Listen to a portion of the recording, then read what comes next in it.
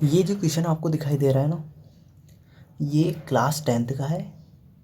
ठीक है, class 10th का क्वेश्चन है और बोर्ड एग्जाम में ये 1 नंबर का आ सकता है, ऐसा क्वेश्चन है ना, ऑप्शन वाला है तो 1 नंबर का आ सकता है ऐसा क्वेश्चन। और जो पहले पेज के जो क्वेश्चन होते हैं वो बहुत ज़्यादा इंपॉर्टेंट होते हैं। पहले पेज के क्वेश्चन होते हैं 1-1 नंबर वाले, यदि वो अपनों को आते हैं ना तो उससे क्या होता है, मोटिवेशन बढ़ता है। और मोटिवेशन बढ़ता है तो अपने सवाल ज़्यादा सही होने के चांसेस बढ़ जाते हैं। ठीक है ना। तो बेसिकली यदि 1-1 नंबर वाले अपने सारे क्वेश्चन सही हो जाएंगे तो बहुत अच्छा रहेगा ना। ये तो मोटिवेशन भी मिलेगा और शुरुआत में मोटिवेशन मिल जाए तो बहुत अच्छी बात होती है। तो इसी के लिए मैंने हर एक एक नंबर के ऐसे क्वेश्चन बन सकते हैं ना, वो वैसे क्वेश्चन करवा रहा हूँ मैं। तो आप देख सकते हैं ना। तो देखो इसको सोल्व करते हैं। तो क्वेश्चन हमारा, परिमेय संख्या 129/2 की घात 5, 5 की घात 7, गुणा का चिन्ह बीच में ना, 2 की घात 5 गुणा 5 की घात 7 गुणा 5 की घात 7 का दशमलव प्रसार है। ऑप्शन नंबर ए अपना शांत, ऑप्शन नंबर बी अपना अशांत, ऑप्शन नंबर सी अपना अशांत आवृत्ति, ऑप्शन नंबर सी अपना अशांत अनावृत्ति। ठीक है, अब देखो थोड़ा सा मैं आपको बता देता हूँ कि शांत क्या होता है, अशांत क्या होता है, अशांत आवृत्ति क्या होता है, अशांत अनावृत्ति क्या होता है। ठीक है ना। तो समझना, जैसे देखो मैंने क्या किया, मेरे को थोड़ा सा इस पेन चल नहीं रहा है, चलेगा, ये चला। ये मैंने यहाँ रखा 10, 10 लिखा और इसमें मैंने 2 का भाग दिया। मैं क्या कर रहा हूँ, 10 में 2 का भाग दे रहा हूँ। तो 2 5 5 बार बोला पहाड़ा और ये 10 आ गया। अब 10 में से 10 घटाऊंगा तो नीचे क्या बचेगा, 0।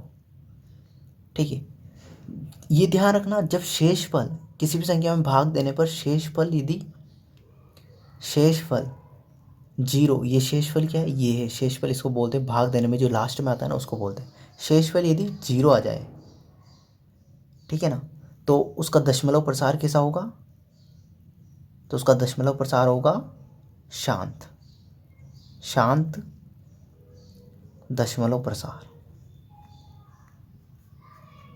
प्रसार।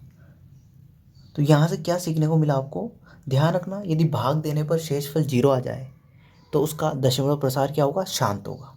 तो शांत तो अपनों को कंफर्म पता चलिए कि शांत कैसे होगा।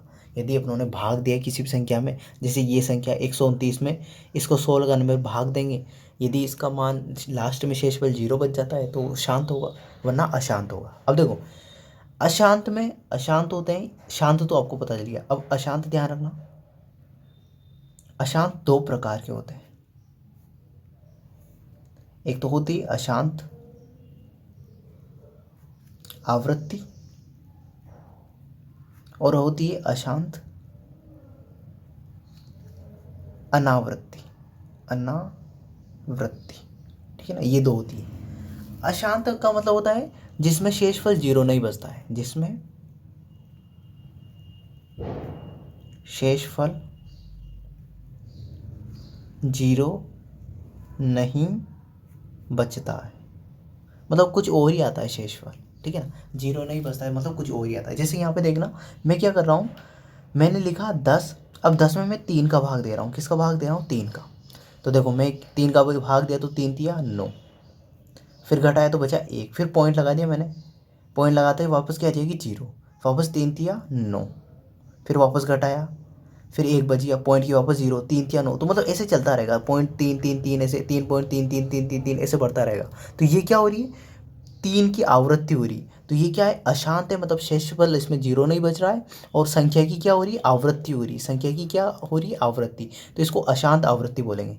जैसे 3.3 3 3 आ रहा है ना, ऐसे जैसे 6.6 6 6 6 6, 9.9 9 9, ऐसा कुछ भी आ जाए, मतलब उसकी बार बार आवृत्ति हुए। जैसे यहाँ एग्जाम्पल भी दे देता हूँ मैं आपको, जैसे 0.3 3 3 3 3 है ना, ऐसे बढ़ता रहे, या फिर 7.12, फिर 1 2, फिर 1 2, फिर 1 2। तो ये क्या हुई, आवृत्ति हो रही, 1 और 2 की आवृत्ति हो रही। तो इसको क्या बोलेंगे, अशांत आवृत्ति। जैसे और भी एग्जांपल हो सकते हैं, जैसे मैं बताता हूँ आपको, 1.01, फिर 0 1 0 1 0 1, ऐसा कुछ भी। ठीक है ना, जिसकी आवृत्ति हो रही है, बढ़ती जा रहा है, ख़त्म नहीं होता है कभी। ठीक है, तो आपको अशांत आवृत्ति पता चल गया। अब अशांत अनावृत्ति, अशांत अनावृत्ति में आप देखना एक पाई होता है, पाई का मान होता है 22/7। क्या होता है 22/7। अब देखो 22 में मैं 7 का भाग दूंगा। किसका भाग दूंगा 7 का। अब देखो यहाँ समझना, 7 का भाग दे रहा हूँ तो 7 चौक 28, 7 3 21, 3 बार जाएगा 7 3 21, घटाएंगे तो 1 बचेगा, पॉइंट लगाया 0, 7 एकम 7 एक बार, फिर घटाया तो 3 बचा, पॉइंट का वापस 0, 7 चौक 28, फिर घटाया तो 2 बचा, पॉइंट की वापस 0। ठीक है, अब आगे बढ़ते हैं। 7 3 21 तो ज़्यादा हो जाएगा, 7 दूनी 14, 14 तो घटाया तो कितना बचेगा 6 बचेगा, वापस पॉइंट की 0, 7 5 35, 7 6 42, 7 7 49, 7 8 56, 8 बार 7 8 56 है ना। घटाएंगे तो कितना बचेगा, बच जाएगा ये 4, तो 4 बच जाएगा, तो यहाँ लिख रहा हूँ 4 है ना।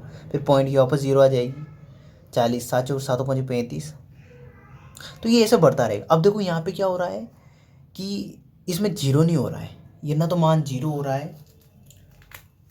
देखो लास्ट में शेषफल 0 नहीं बच रहा है, मतलब अशांत है। अब अशांत में भी आवृत्ति है अनावृत्ति है। देखो यहाँ पे भाग देने पे पॉइंट की संख्या देखो रिपीट नहीं हो रही है, और आगे भी इसको करोगे ना, आप आगे भी इसको भाग दोगे, जैसे 5 आ गया, 5 की 0 लगा दी, पॉइंट का 0, वो आगे भी सोल्व करोगे ना तो आप संख्या ये चेंज नहीं होगी, मतलब कुछ ना कुछ अलग आती रहेगी। जैसे 1 आ गया, 2 आ गया, 3 2, देखो 1 4 2 8 5 7 6, जो कुछ भी आता रहेगा पर अलग आएगा, सेम नहीं आएगा, रिपीट नहीं होगा, है ना।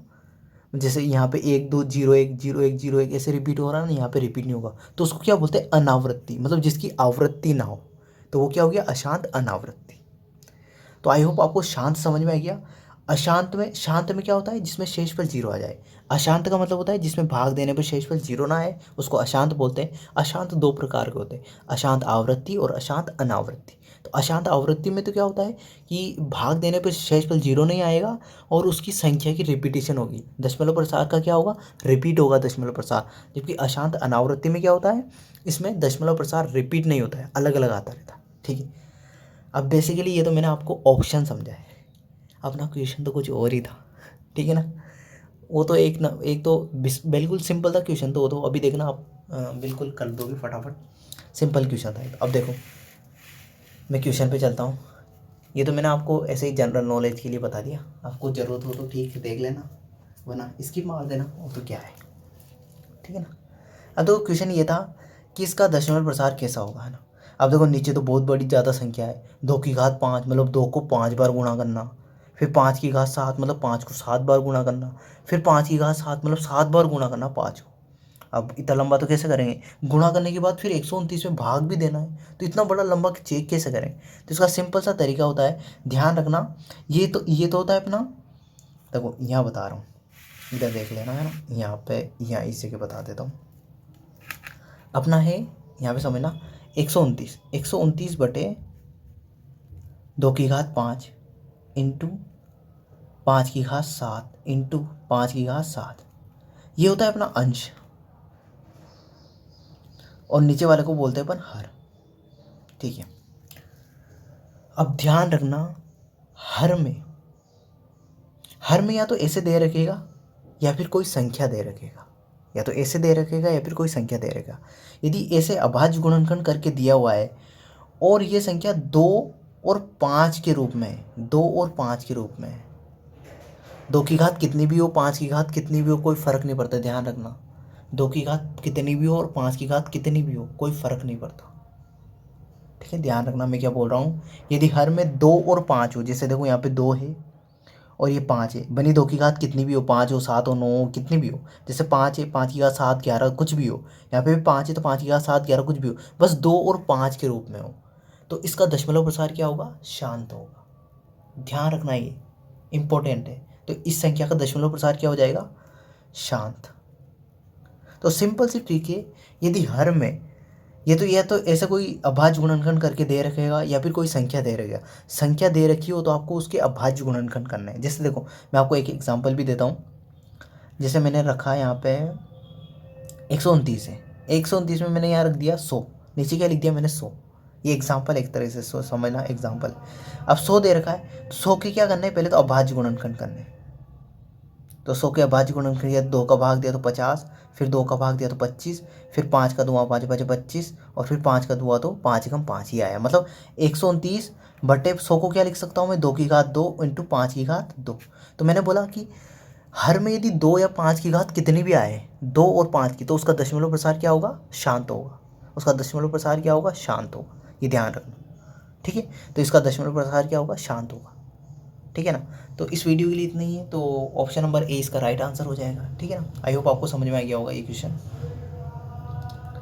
ठीक है। फिर इस वीडियो के लिए सिंपल सा था, ठीक है। अध्याय 1 का क्वेश्चन है ये ना, अध्याय 1 प्राकृत संख्याएं ऐसे चैप्टर है, उसका क्वेश्चन था ये, ठीक है। इसको डिटेल से समझाता मैं, पर ठीक है आज के लिए इतना ही खूब है, ठीक है ना। नॉर्मल ही है, मैंने वैसे आपको डिटेल से अशांति के बारे में बता दिया, शांति के बारे में बता दिया, वही खूब है ना, ठीक है। फिर आप चैप्टर पढ़ोगे इसके बारे में, फिर आप आराम से समझ जाओगे इसको कैसे क्या करेंगे, है ना। प्रमेय होती है एक, ठीक है। तो थैंक यू।